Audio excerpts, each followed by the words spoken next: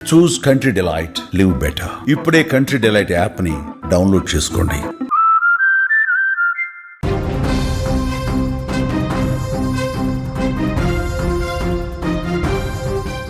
వాజోన్ breaking news అందుతోంది. Iran Israel మధ్య భీకర యుద్ధం కొనసాగుతోంది. ఆపరేషన్ రైజింగ్ లయన్ ఇరాన్పై దాడులు చేస్తోంది. ఆపరేషన్ ట్రూ ప్రామిస్ అంటూ ఇజ్రాయెల్ మీద ఇరాన్ కూడా దాడులు చేస్తోంది. యుద్ధం మొదలైందన్న ఇరాన్ సుప్రీం లీడర్ ఖమేనీ వ్యాఖ్యలతో పూర్తిగా పరిస్థితి భీకరంగా మారుతోంది. ఇరాన్లో 600కు పైగా సామాన్య పౌరులు చనిపోయారు. క్షిపణి దాడులతో టెహరాన్ దద్దరిల్లిపోతోంది. భయం గుప్పిట్లో భారతీయ విద్యార్థులు ఉన్నారు. టెహరాన్ని ఖాళీ చేస్తున్నారు. భారత ఎంబసీ అక్కడ తీసుకున్నటువంటి నిర్ణయంతో పూర్తిగా విద్యార్థులందరూ కూడా స్వదేశానికి తిరిగి వస్తున్నారు. ఆపరేషన్ సింధు ప్రారంభమైంది. విద్యార్థులు అందరూ కూడా అక్కడ టెహరాన్ని వీడి బయటకు వచ్చేస్తున్నారు. ఇరాన్ ఇజ్రాయెల్ మధ్య దీర్ఘకాలంగా నెలకొన్న ఉద్రిక్తతలు తీవ్ర రూపం దాల్చినట్టుగా కనిపిస్తోంది. ఇజ్రాయెల్ ఆపరేషన్ రైజింగ్ లయన్ పేరుతో ఇరాన్లోని అణు సైనిక స్థావరాల మీద వైమానిక డ్రోన్ దాడులు చేస్తోంది. ఇరాన్ అణ్వాయుధాలు తయారీని నిరోధించే ఉద్దేశంతో ఈ దాడులు చేసినట్టుగా ఇజ్రాయెల్ చెప్తోంది. ఇజ్రాయెల్ దాడులకు ప్రతీకారంగా ఇరాన్ ఆపరేషన్ ట్రూ ప్రామిస్ పేరుతో ఇజ్రాయెల్ మీద మిసైళ్లు, హైపర్సోనిక్ మిసైళ్లతో దాడులు చేస్తోంది. Iran supreme leader Ayatollah Khamenei యుద్ధం ప్రారంభమైందంటూ ఎప్పుడైతే ప్రకటించారో అప్పటి నుంచి పరిస్థితులు చాలా ఉద్రిక్తంగా మారుతున్నాయి. ఇరు దేశాల మధ్య సాగుతున్న యుద్ధాల కారణంగా ఇరాన్లో చదువుతున్న భారతీయ విద్యార్థులు భయం గుప్పిట్లో బతుకుతూ ఉన్నారు. వారిని కాపాడేందుకు భారత్ ఆపరేషన్ సింధు ప్రారంభించింది. అసలు ఆపరేషన్ సింధు అంటే ఏంటి? భారత్ ఎంతమంది విద్యార్థులు ఇప్పుడు భారతదేశానికి చేరుకున్నారు? ఈ పూర్తి వివరాలు కూడా ఇప్పుడు మీకు ఎక్స్ప్లెయిన్ చేసే ప్రయత్నం చేస్తా. జూన్ 13వ తారీఖున ఇజ్రాయెల్ ఆపరేషన్ రైజింగ్ లైన్ పేరుతో ఇరాన్లోని సైనిక స్థావరాలపై వైమానిక దాడులు చేసింది. దీనికి దీటుగా ఇరాన్ సైతం ఇజ్రాయెల్లో క్షిపణి దాడులు చేసింది. ఇరు దేశాల మధ్య ఒక యుద్ధ వాతావరణం అనేది భీకర స్థితిలో కొనసాగుతున్నటువంటి పరిస్థితుల్లో 600 వరకు సామాన్య ప్రజలు ఇప్పటికే చనిపోయారు. ఇరాన్ రాజధాని టెహరాన్ క్షిపణి దాడులతో దద్దరిల్లిపోతోంది. టెహరాన్ను భారత పౌరులను వెంటనే అక్కడ ఖాళీ చేయాలంటూ భారత ఎంబసీ ప్రత్యేక అడ్వైజరీని కూడా జారీ చేసినటువంటి పరిస్థితి. సామాన్య ప్రజలు ఒకవైపు చనిపోతున్నారు. ఇజ్రాయెల్ వైపు 30కి పైగా అక్కడ పూర్తిగా మరణాలు సంభవించినట్టు ఇంటర్నేషనల్ మీడియాలో వార్తలు వస్తున్నాయి. ఇరు దేశాలు ఎక్కడా తగ్గేదే లేదన్నట్టుగా యుద్ధం చేస్తున్నాయి. ఇదిలా ఉంటే ఇరాన్లో చిక్కుకున్న భారతీయ విద్యార్థులు భయంగా బతుకుతున్నారు. తమను భారత్కు తీసుకెళ్లాలంటూ ప్రభుత్వానికి విజ్ఞప్తులు చేస్తున్నారు. ఇరాన్లో చిక్కుకున్న విద్యార్థులను సురక్షితంగా తీసుకొచ్చేందుకు కేంద్ర ప్రభుత్వం ఈ ఆపరేషన్ సింధు చేపడుతోంది.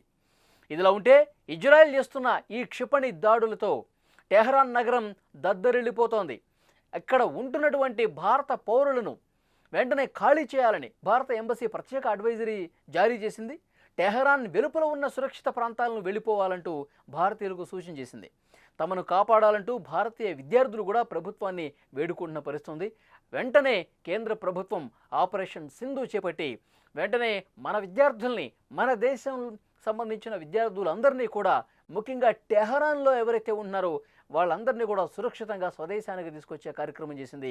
ఈ క్రమంలో ఇరాన్ నుంచి మొదటి విమానం జూన్ 17న ఉత్తర ఇరాన్ నుంచి ఆర్మేనియాకు చేరుకుని 110 మంది విద్యార్థులు భారత్కు వస్తున్నారు.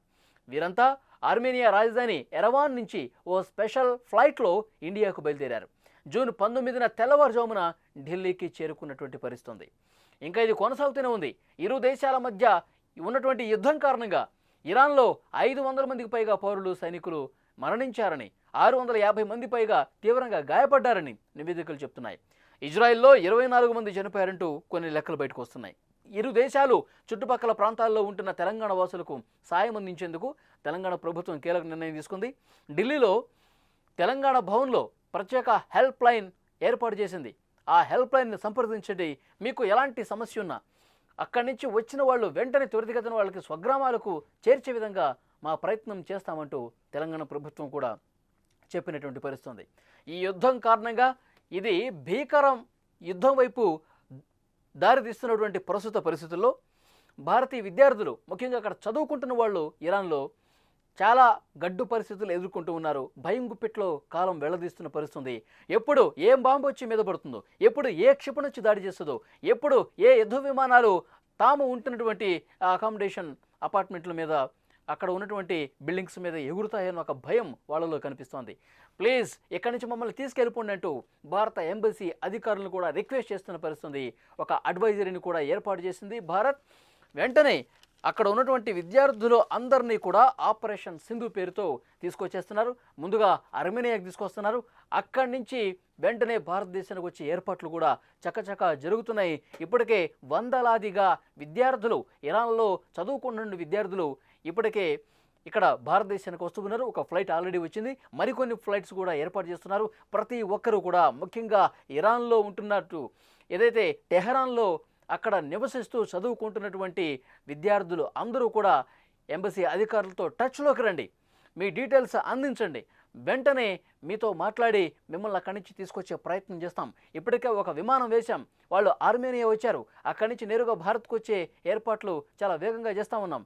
ఇంకా అలా ఎవరైనా ఉంటే వెంటనే మీ డీటెయిల్స్ అన్నీ కూడా భారత ఎంబసీ అధికారులతో పంచుకోండి.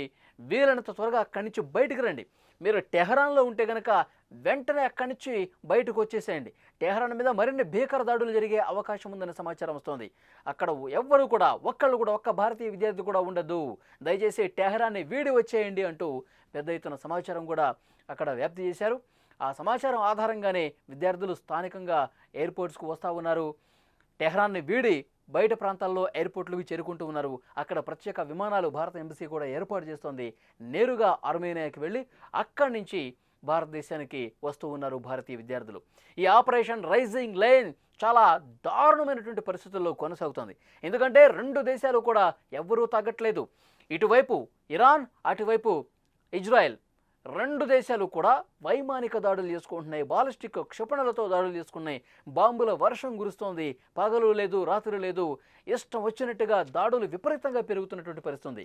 ఖమేనీ లొంగిపోవాలి, ఖమేనీ అక్కడ అణ్వాయుధాల తయారీని నిలుపుదల చేయాలి, అణ్వాయుధాలు మేము తయారు చేయము అని చెప్పి ఒప్పందం చేసుకోవాలి, లేదంటే కనుక అప్పటి వరకు దాడులు విపరీతంగా కొనసాగుతూనే ఉంటాయి, అణ్వాయుధాలని పూర్తిగా మేము నిలువరిస్తాం, అణ్వాయుధ తయారీని అడ్డుకుంటాం, ఇక అణ్వాయుధాలు కలిగినటువంటి దేశంగా ఇరాన్ ఉండకూడదు, అలా ఉంటే మా దేశానికి పెద్ద ఎత్తున ప్రమాదం ఏర్పడే అవకాశం ఉంది, ఇరాన్ నుంచి ఆ ప్రమాదం పొంచి ఉంది కాబట్టి ఇంత సాహసోపేతమైనటువంటి నిర్ణయం తీసుకుని ఇరాన్ మీద భీకర దాడులు చేస్తున్నామని చెప్పి ఇజ్రాయెల్ కూడా ప్రకటిస్తున్నటువంటి సిచ్యువేషన్ ఉంది. కానీ ఖమేనీ ఎక్కడ తగ్గట్లా, అమెరికా కూడా వార్నింగ్ ఇస్తున్న పరిస్థితుంది, మీరు జోక్యం చేసుకోవద్దు, మీ మీద కూడా దాడులు చేస్తాయని చెప్తున్నారు.